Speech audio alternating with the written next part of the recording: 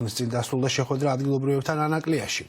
არსებულ ეკონომიკურ პრობლემებთან ერთად მოსახლეობის მთავარი ინტერესის საგანი მოახლოებული არჩევნებია ადგილობრივებს სურთ იცოდნენ როგორ აპირებს ოპოზიცია ხმების დაცვას. დღეს კოალიციის ლიდერებმა შეხვედრები ზუგდიდის მუნიციპალიტეტის რამდენიმე სოფელში გამართეს და მოსახლეობის პრობლემების შესახებ ინფორმაცია მოისმინეს.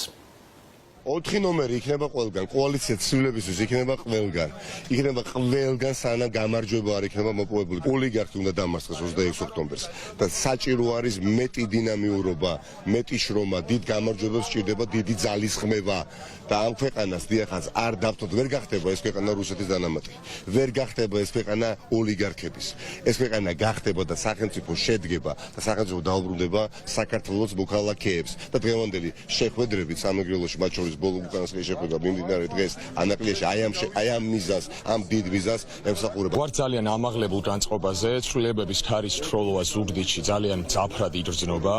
საზოგადოება მოსახლეობის აბსოლუტური უმრავლესობა მომართულია და მზად არის რომ ივანიშვილის 12 წლიანი უნიათო მმართველობა შეიცვალოს. ჩემთვის მთავარი ღირებულება არის სუფთა სინდისი, ამ ხალხის ბიოგრაფია, რომელიც მათ აი ამ თავისი პოლიტიკური კარიერის განმავლობაში დააგროვეს და ის რწმენა, რომ აუცილებელია ერთხელ და სამუდამოდ მორჩეს ერთპიროვნული მმართველობა საქართველოში. რა თქმა უნდა, ცვლილებების დროა, მოსახლეობასთან ერთად გატარებული დრო ჩემთვის იყო ძალიან სასიამოვნო, რადგან დავინახე, რომ ხალხი ფიქრობს ამ რეჟიმის დასრულებას და ჩვენ ერთად შევცვლით და ეს არჩევნები იქნება იმის დამამტკიცებელი საბუთი, რომ 26 ოქტომბრის შემდეგ უკვე გავიღვიძებთ ახალ ქვეყანაში, ახალი სულისკვეთებით და რა თქმა უნდა 27 ოქტომბრიდან ჩვენი კარი ევროპისკენ იქნება ღია. ცვლილებები აუცილებელია პირველ რიგში, რომ საქართველო კიდევ უფრო დაუახლოვდეს ევროპულ ოჯახს, საქართველო კიდევ უფრო გახდეს უნდა ევროპული, რასაც ქართული ოცნება კიდევ უფრო გვაშორებს, რაც უფრო დრო გადის